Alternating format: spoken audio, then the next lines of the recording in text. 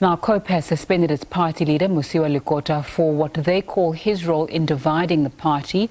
The Congress National Committee of COPE held an urgent media briefing in Kempton Park a little bit earlier on.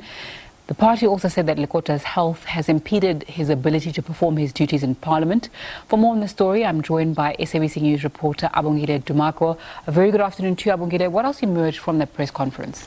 Good afternoon, Zinga. Certainly that breaking news, Mosiuoa Lekota having been suspended by the Congress National Committee of the party following its urgent meeting that actually took place yesterday. The Deputy President of the party, that is now Willie Madisha, outlining the reasons behind the decision by the CNC to actually let go of Mosiuoa Lekota. And of course, you've alluded in your introduction that among the reasons that were brought to the fore include the fact that Ndadeli Lekota is not well. He has not been able to go to Parliament for the past 2 years now due to the fact that he is not fit to actually execute his duties. Willie Madisha going on to explain other reasons behind the decision by the CNC as he further explains. Let's take a listen. The reasons for his suspensions include: 1, the role he plays in dividing Congress of the People; B, the frequent meetings he convenes to form parallel structures in COPE, which structures are made to organize and compete against each other instead of building and uniting the party. Secondly, he promotes and supports actions against which COPE was formed. Those actions include corruption, removal of elected leaders and representatives such as councillors.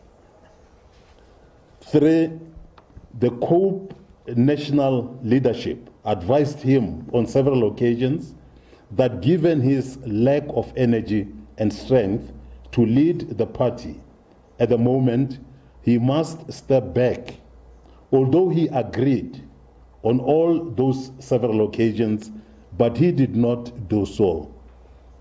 Given his health conditions, he is not able to perform what the party and all South African people expect him to do, which is to attend to the work of Parliament. Abongile, have we had a response from Mosiuoa Lekota on this press conference and what's taken place? Not thus far. I've tried to reach out to Mosiuoa Lekota to get a word in as far as these developments are concerned. His phone was off. Even just moments before I came to the studio, his phone was still off. However, the party continuing to confirm in the name of and that Dennis Bloom, who's the national spokesperson for COPE, confirming that certainly they did furnish Mr. Lekota with a letter that actually explains some of the reasons behind the decision by the CNC to actually suspend him from office.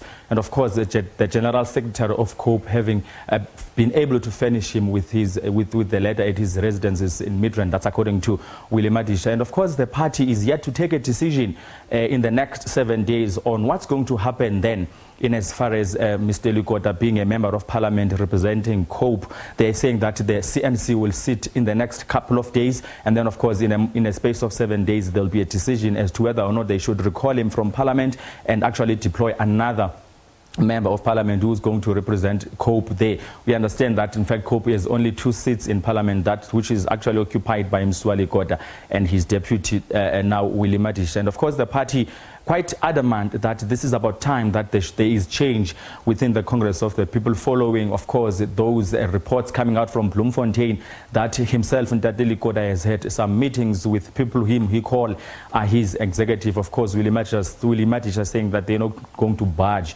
in as far as that is concerned. They're going to make sure that Congress of the People in its 14 years of existence continue to find traction on the grassroots level. Nzinga. Abongile Dumako, thanks so much for that update.